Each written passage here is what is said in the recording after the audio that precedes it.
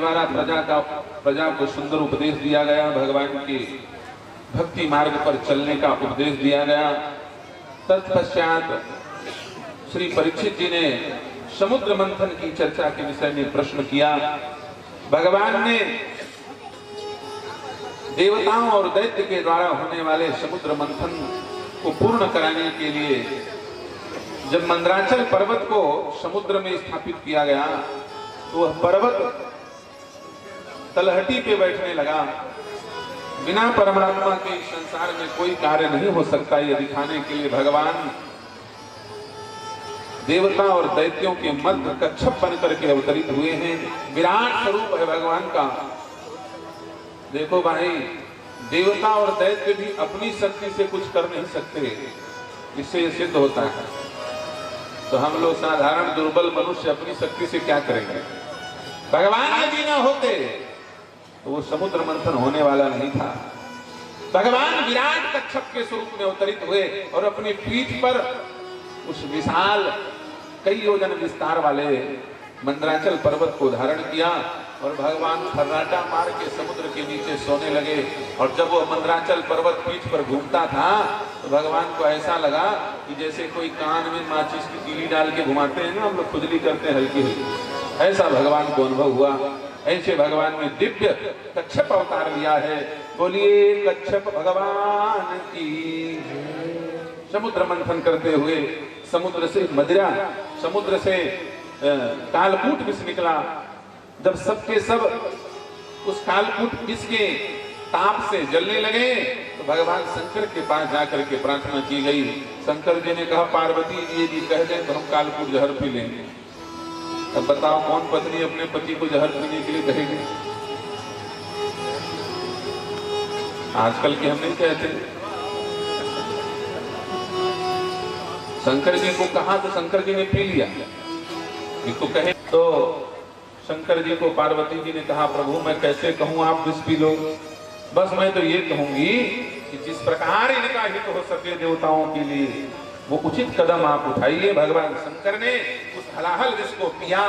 देखो भैया, भगवान शंकर ने विष पिया लेकिन फिर भी आराम से बैठे हैं। उसका कारण क्या है?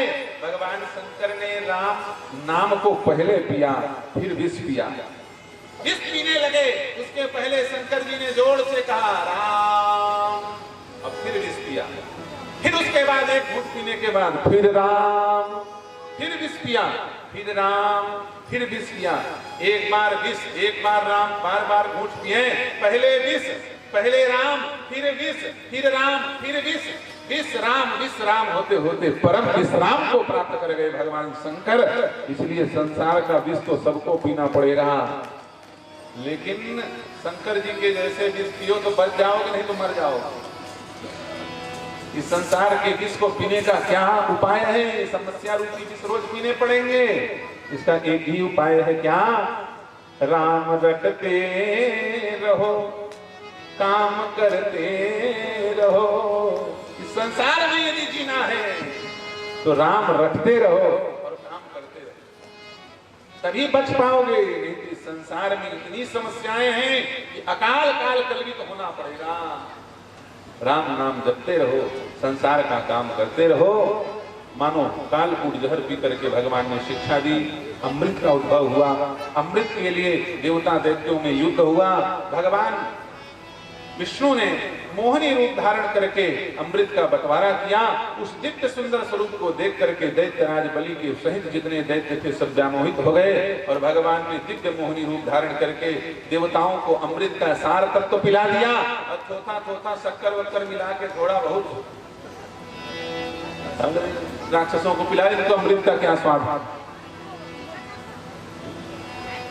एक राहु नामक दैत्य ने ये देख लिया कि बीच में ये बार बार किनारे जाते हैं और जाकर के दोनों दो पात्र में इस अमृत का आलोडन विलोडन करते हैं और उसके बाद थोथा थोथा दैत्य को पिलाते हैं। ओरिजिनल चीज सब देवताओं को पिलाते हैं। तो सूर्य और चंद्रमा के बीच में स्थापित होकर के उसने विश्व के स्थान पर अमृत को प्राप्त कर लिया। भगवान शंकर ने उसी समय सूर्य और चंद्रमा दोनों ने भगवान विष्णु को यह बात बता दी। मोहिनी स्वरूप का परित्याग करके भगवान नारायण चतुर्भुज स्वरूप में शंख चक्र गदा पद्म लेकर के प्रकट हुए और उसी क्षण उस दैत्य का शिरच्छेद कर दिया। और शिरच्छेद करते ही चूंकि वो अमृत पी चुका था, एक खंड राहु नाम से प्रसिद्ध हुआ और दूसरा भाग केतु के नाम से प्रसिद्ध हुआ। आज वही राहु और केतु बार बार सूर्य को ग्रहण और चंद्रमा को ग्रहण लगाते हैं, जिसको हम लोग सूर्य ग्रहण और चंद्र ग्रहण कहते हैं। तो ऐसे भगवान ने दिव्य मोहिनी रूप को धारण किया है। बोलिए मोहिनी भगवान की।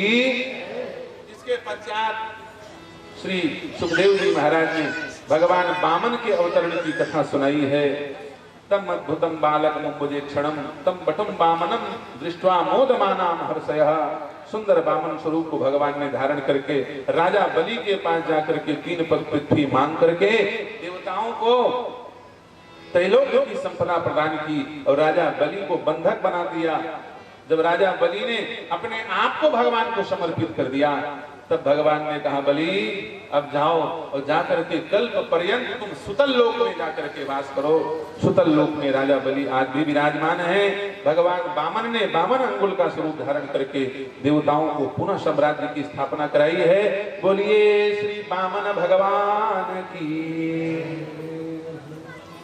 अब इन सब चर्चाओं को करते हुए इसके बाद मत्स्य अवतार की चर्चा संक्षिप्त में सुनाई गई और अष्टम स्कंद यहीं पर विश्रामित हुआ। अब श्री परीक्षित जी महाराज 9वें स्कंद में प्रश्न करते हैं, ये भूता ये भविष्याश्च भवन्त्यद्यतनाश्च नः तेषां पुण्यकीर्तीनां सर्वेषां वद विक्रमा। हे श्री सुखदेव जी महाराज, आपने मुझे स्वयंभू मनु की चर्चा सुनाई, उनके पुत्र और पुत्रियों के वंश का वर्णन बड़े विस्तार पूर्वक सुनाया। अब मैं जिनके वंश में भगवान श्री राम का प्राकट्य हुआ है, उन महाराज विवस्वान मनु के वैवस्वत मनु के वंश का वर्णन सुनना चाहता हूं। सुखदेव जी महाराज प्रसन्न हो गए, मानो वैवस्वत मनु के नाम को सुनते ही उस वंश में अवतरित होने वाले भगवान श्री राम का उनको स्मरण हो आया। श्री सुखदेव जी महाराज कहते हैं, हे परीक्षित, श्रूयताम मनवो वंश, तुम मनु का वंश सुनो। बहुत संक्षेप में सुनाऊंगा, क्योंकि विस्तार यदि करूंगा तब क्या होगा।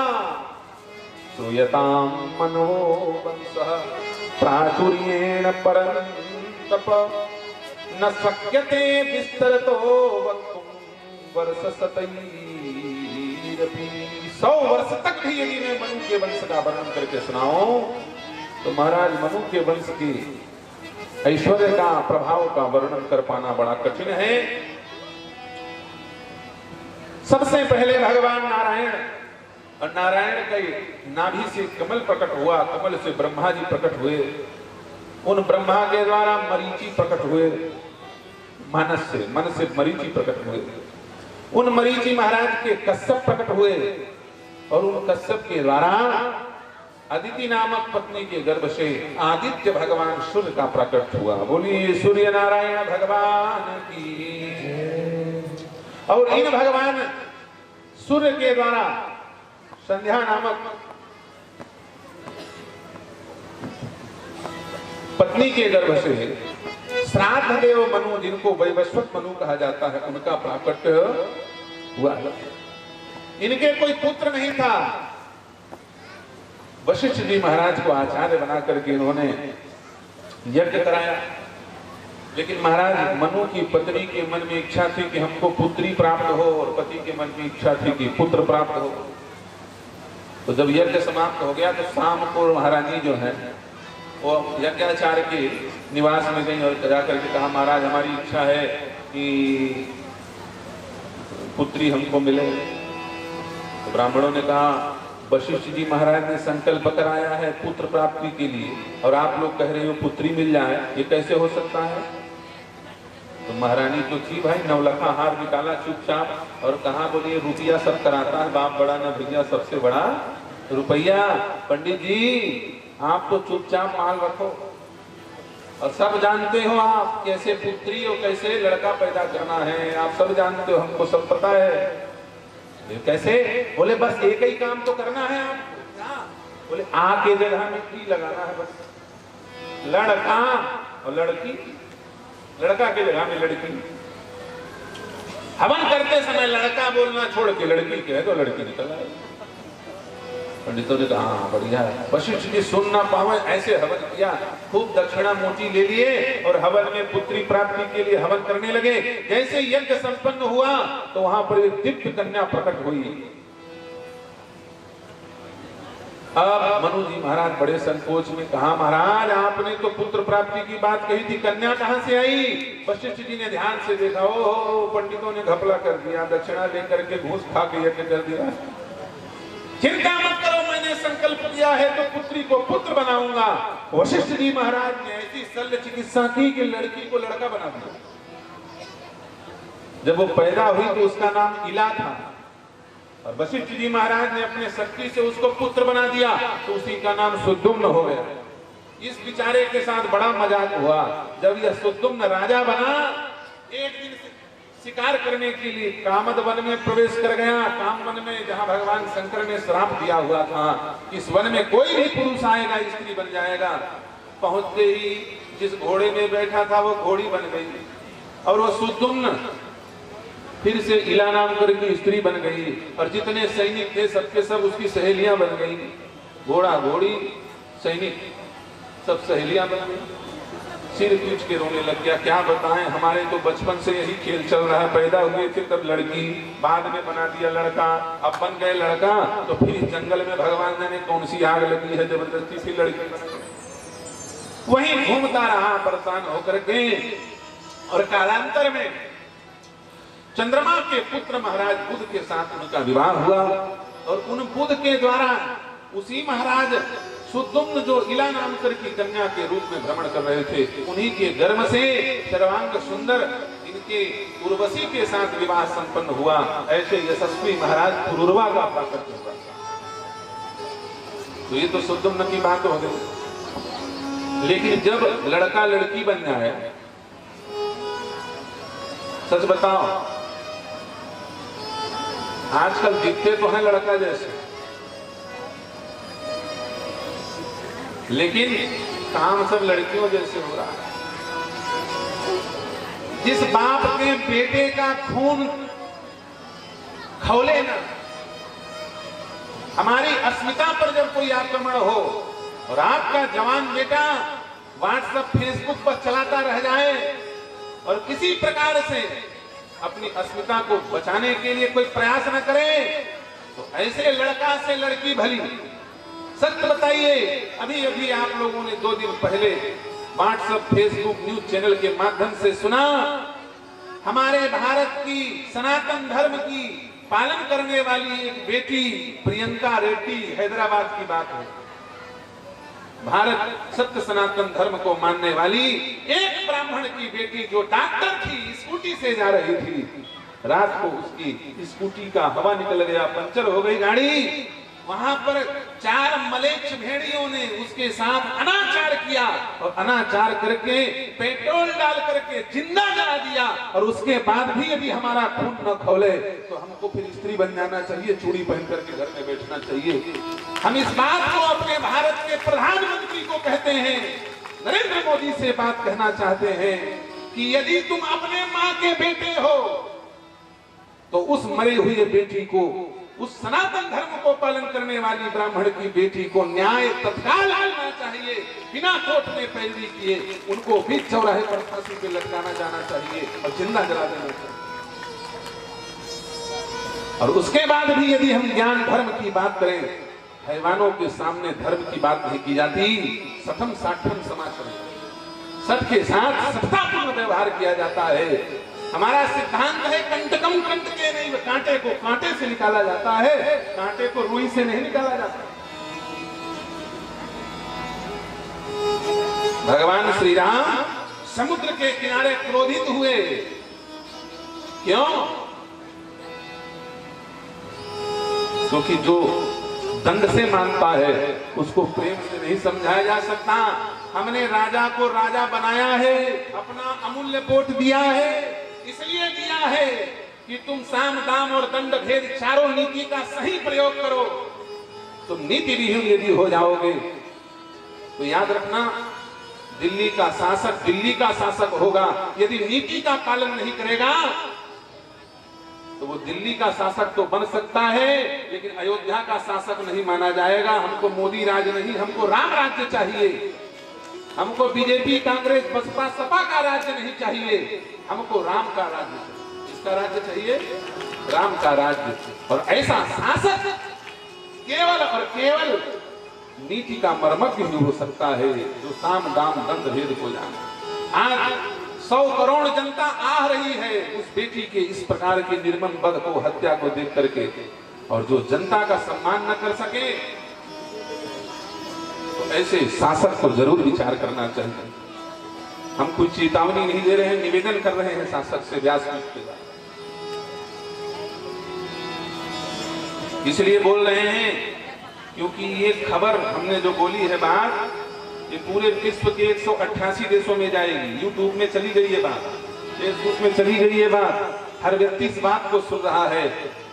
मैं इस इलेक्ट्रॉनिक मीडिया के माध्यम से पूरे भारत के हर राज्य के मुख्यमंत्री, हर राज्य के राज्यपाल और भारत के प्रधानमंत्री, भारत के राष्ट्रपति को ये बात कहना चाहता हूं कि भारत की जनता, भारत के सनातनी धर्म के पालन करने वाले, जिनको आप अपना वोट बैंक मानते हो, जो आपकी प्रजा है, उनके हृदय के इस प्रकार के वेदना को आप समझो और एक आदर्श न्याय व्यवस्था स्थापित करो जिससे इस प्रकार का कुकृत्य दोबारा ना हो।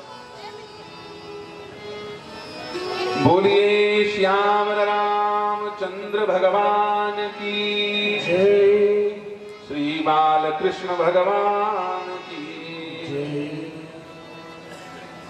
तो ऐसा लड़का जो लड़की बन जाए वो वंश तो चलाएगा नहीं। इसलिए मनु जी महाराज ने फिर से साधना करके 10 पुत्र उत्पन्न किए हैं।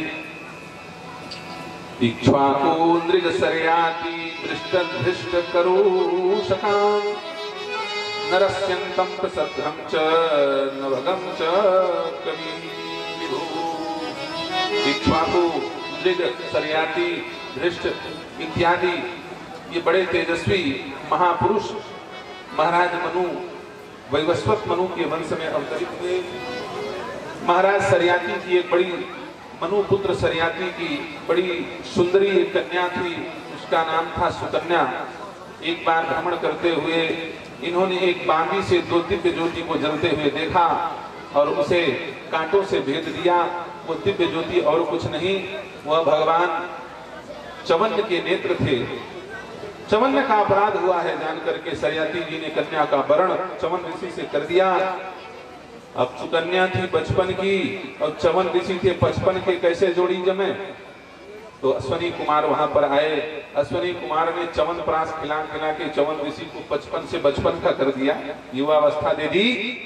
और उसके बदले में श्री चवन जी ने अश्वनी कुमारों को यज्ञ में भाग प्रदान किया।